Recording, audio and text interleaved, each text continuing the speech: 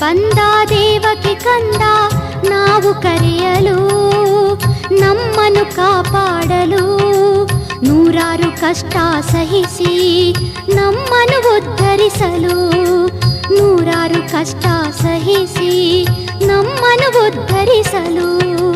ಭೂಮಿಗೆ ಬಂದ ದೇವಕಿ ಕಂದ ನಾವು ಕರೆಯಲು, ನಮ್ಮನ್ನು ಕಾಪಾಡಲು.